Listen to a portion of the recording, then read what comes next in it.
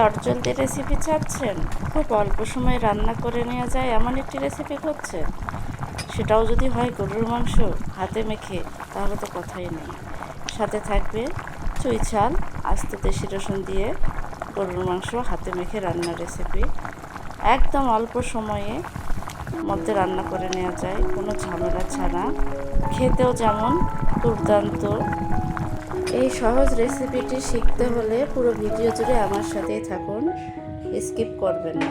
Hello everyone, আসসালামু আলাইকুম, welcome back to my channel mom's kitchen by Sultana Jashore থেকে। আজকে আমি মাংস রান্না করার জন্য এরকম দেশি আস্ত রসুন নিয়েছি। এই যে চুই ঝালটা এভাবে কেটে নিয়েছি, খুলনার বিখ্যাত চুই ঝাল। আপনারা চুই ঝাল তো সবাই চেনেন। চুই ঝালটা এভাবে কেটে নিয়েছি, পেঁয়াজ কেটে নিয়েছি, আদা বাটা, রসুন বাটা, আর এই যে মাংস, এরকম ধরনের মাংসগুলো নিয়েছি। এবার পেঁয়াজগুলো দিয়ে দিলাম মাংসের মধ্যে,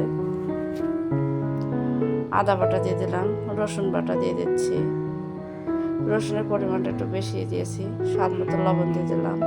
শুকনা মরিচের গুঁড়া, জিরা, গরম মশলা একসাথে গুঁড়া করা ছিল, হলুদ গুঁড়া আপনারা আপনাদের প্রয়োজন মতো দেবেন। এবার কিছু আস্ত মশলা দিয়ে দিলাম, দারচিনি, তেজপাতা, এলাচ, লবঙ্গ, গোলমরিচ এবং পরিমাণ মতো তেল দিয়ে সুন্দর করে অনেক ভালোবাসা ও যত্ন দিয়ে ভালো করে মেখে নিচ্ছি।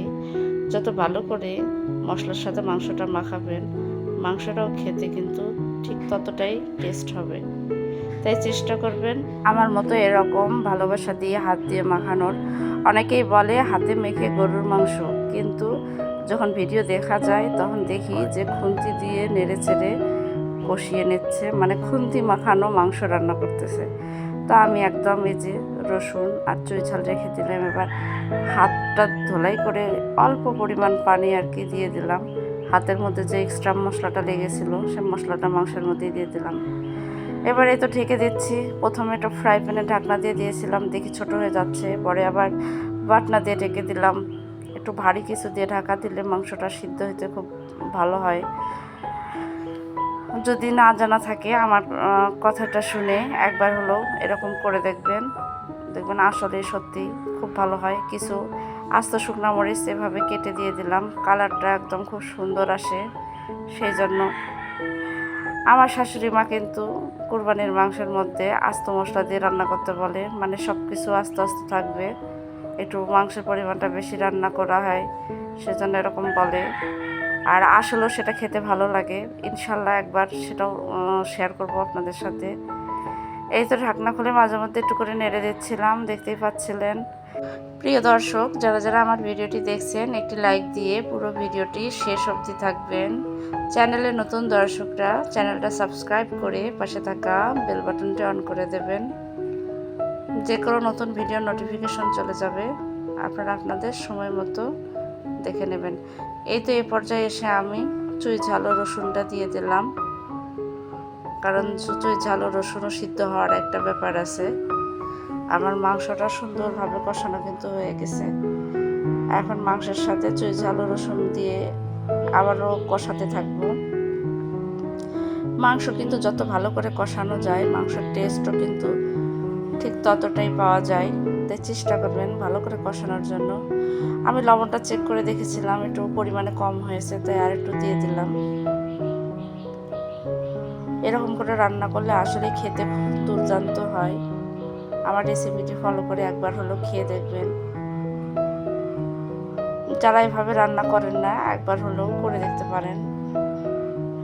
আর চুই ঝালের কথা কি বলবো, আমার কাছে ভালোই লাগে, খেতে গেলে একটু ঝাল ঝাল। তো যারা খাননি তারা অবশ্যই একবার হলো ট্রাই করে দেখবেন। কষানো শেষে এই যে আমি একটু পানি দিয়ে দিলাম, আমার মাংসটা কিন্তু সিদ্ধ হয়েই গেছিলো, আর চুই ঝাল ও রসুন সিদ্ধ হবে সেই হিসাবে আমি দিয়ে দিলাম। এবার মাংসটা প্রায় শেষের দিকে। ভিডিওটি যদি ভালো লাগে বন্ধুরা, লাইক কমেন্ট শেয়ার করে পাশে থাকবেন।